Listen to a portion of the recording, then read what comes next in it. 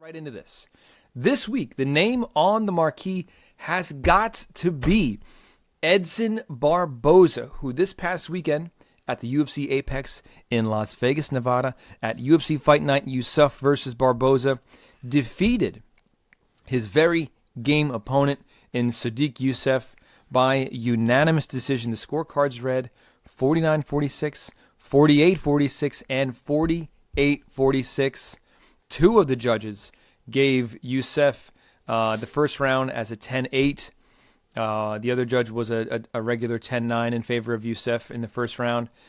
Barboza mounted quite the comeback and on all three judges' scorecards won the remaining 4 rounds and ended up basically routing Sodiq Yusuff. Mark, let me start it off with you first. Give us your take of this fight overall and on the warrior spirit of Edson Barboza. Firstly, just because I just heard you say it, the dude that did not score round 1 10-8 for Yusuff is just inexplicable. That's as clear 10-8 as you can get. Thankfully, that didn't end up mattering in scoring of the fight. But yeah, what a crazy friggin' fight this was, and what a showcase for everything that is Edson Barboza. Sodiq came out like a man possessed. He looked unbelievable in round 1. He had Edson in all kinds of trouble. But to me, Edson just came out really flat. Like even from the first couple exchanges, like his guard was not up. He was allowing himself to continually eat right hands. And, Sodiq was just taking the opportunities that were there for him. And I feel like sometimes this happens in fights where, bell rings and one guy's on and the other guy's just not quite there yet and he needs to kind of get into the fight. And that's what I felt like I was watching from Edson. He just, I don't know, he didn't look defensively ready to go. And it almost cost him because it nearly could have been stopped at a certain point there. Thankfully for him, his chin held up just enough to keep Herb from calling that. And, then he recovered a bit. And from that point on, I think we saw more of the fight I was expecting to see from Edson Barboza, which is an elite level striker, being able to edge out what Sodiq himself brings into the octagon. From round 2, Edson realized a couple things. He realized that he couldn't be moving backwards because Sodiq is too good when you let him advance and be the aggressor in the fight. So he switched that up and made Sodiq be the one moving backwards, as often as he could.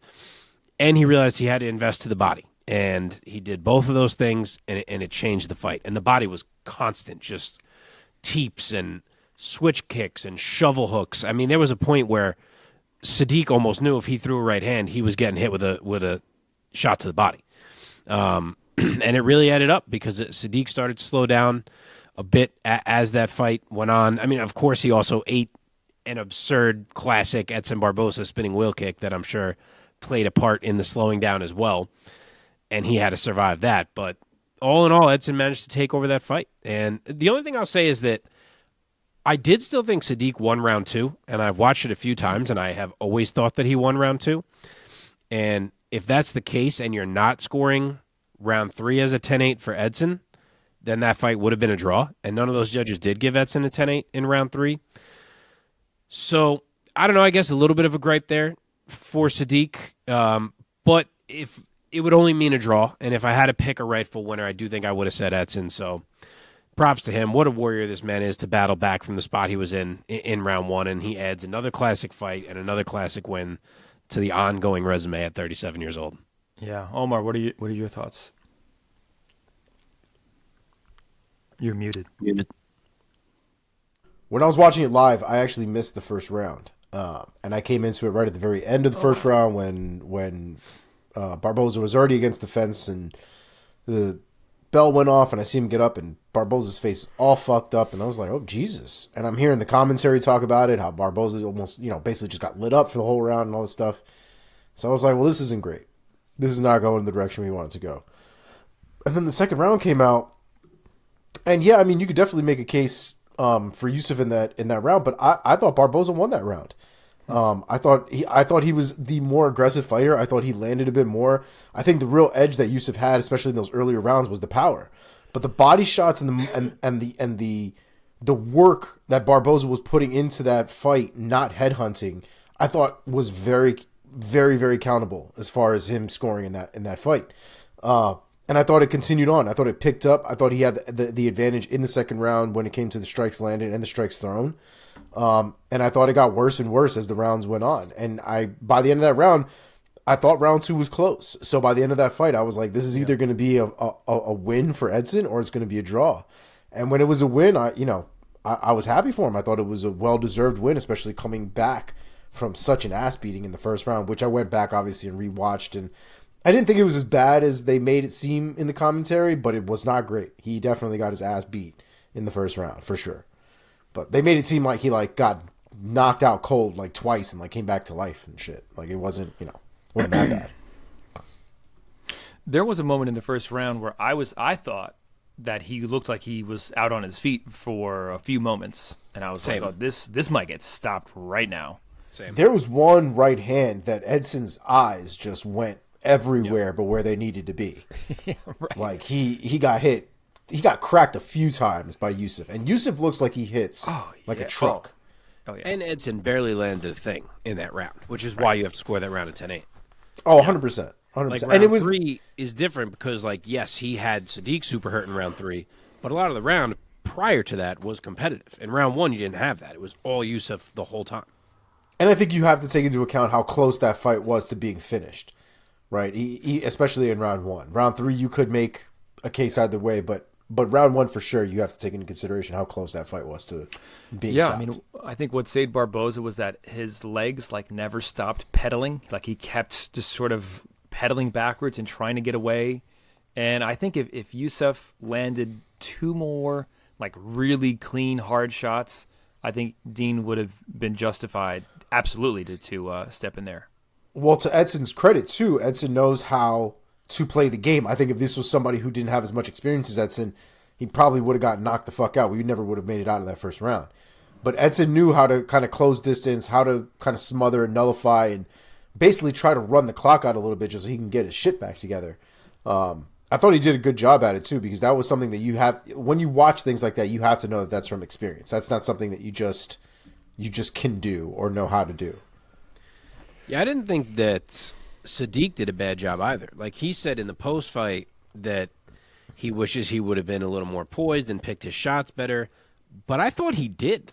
I'm not sure there's a lot he could have changed there. He didn't rush it. He was picking his shots. Edson just did really well to survive those moments. Sometimes you're not going to get the guy out of there. Yeah. It makes you wonder, too, how much of his cardio was compromised from round 1 because he didn't seem like he was going crazy in round 1. We've seen guys really lose their shit off of a rock and really, gas themselves out. But he got significantly slower as the rounds went on. The body shots definitely had something to do with it, but round 1 seemed to be definitely his best round. Obviously. Yeah. I think Edson making him back up changed a lot, and it was how many body shots did they say it was? I forget now. It was some absurd number. Dude, I don't know, man. And they didn't even look. The real issue with those body shots is they don't really look that bad, and they don't feel that bad when you're getting hit with them. But when you getting hit with one is not that serious. Getting hit with one every other 30 seconds sucks, and it adds up. You know what I mean? And your body doesn't get any stronger as you're getting hit by them at that point. So it tears into you, man. It really does. I will say though, it never seemed like throughout that whole fight. Correct me if I'm not recalling something. I remember thinking, man, Yusuff is just eating all of these body shots, and not maybe he has a great poker face, or no, maybe that's got to be great midsection conditioning. I mean, it's probably a little bit of both, but like I said, at the end of the day, with as many as he got hit with, there's no way he wasn't feeling it.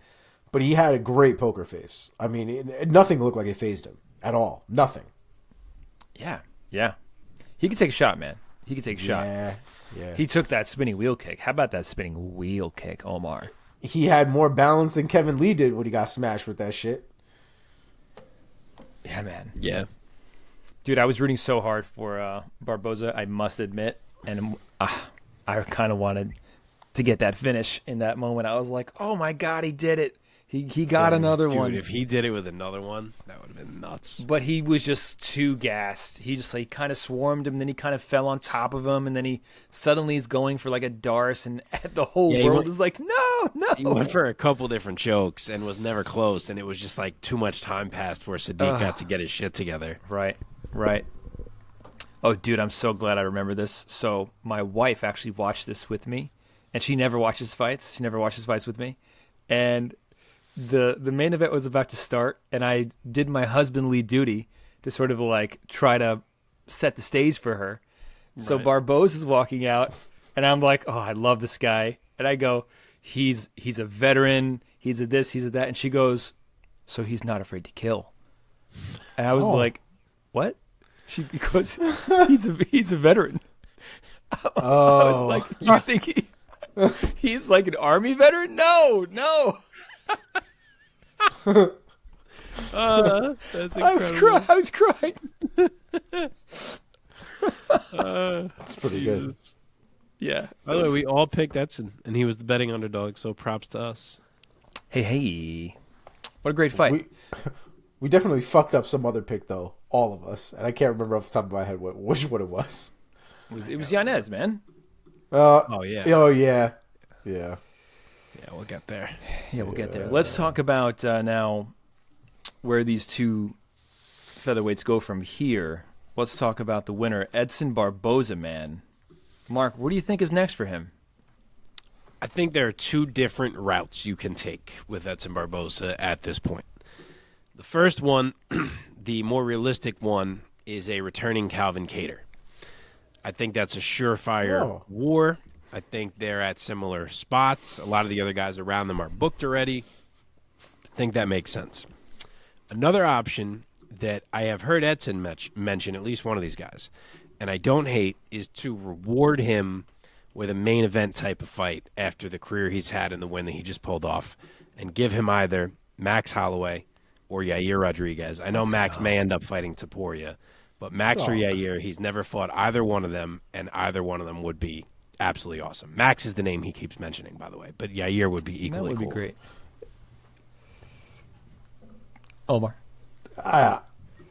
Listen, I love Edson, but like, can't just like casually call out the number one contender. Why? Max has fought everyone else. He's just taking fun fights at this point. He just fought Zombie. I mean, yes, but that fight should have never happened. They just tried to book him against Josh Emmett. That's even stupider than Edson. And it didn't work. It didn't stick. Both took this fight. Well, the MMA gods did what they were supposed to do, and here you are trying to reverse the process. Look, Edson's a legend, and I would love that fight. You would love that fight? Disagree. Come on. You misunderstand. Yair, how fun would Edson and Yair be? Yes, you misunderstand so fun. me wanting to see it to what would make sense. It doesn't make sense. Dude, these guys aren't booked. They need fights. The rest of the featherweights are booked. If Edson and Yair get booked, I want them to make an agreement to only fight each other using spinning wheel kicks. It's the only move allowed. Evloyev's fighting Allen.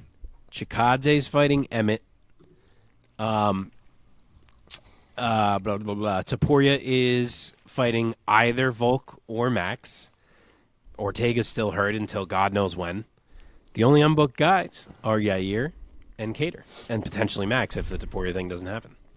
God, I would honestly, at this point, I would probably give him Leroy Murphy at this point. I know he's behind him, but he's got momentum. Mark says no. He's in the top 15 now. I like Leroy Murphy, but fucking how many Edson fights we got left, man? Give me something crazy. Isn't he like 37, 38, yes, 37? 37. And he's at a lightweight class. Specimen. He is a specimen. Dude. Reward this man. Absolutely. Okay, let's talk about Sodiq, man.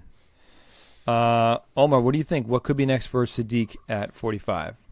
Well, if you're not going to give Leroy Murphy to goddamn Edson, then give Leroy Murphy to goddamn Sodiq. Give somebody to Leroy Murphy. I still think him and Caceres is such a good fight. I thought they were going to make that fight. Yeah, I'll cop out. I'll give you two choices again for Sodiq. I think you could go with another guy who just lost recently and Dan Ige. They're ranked super close to each other.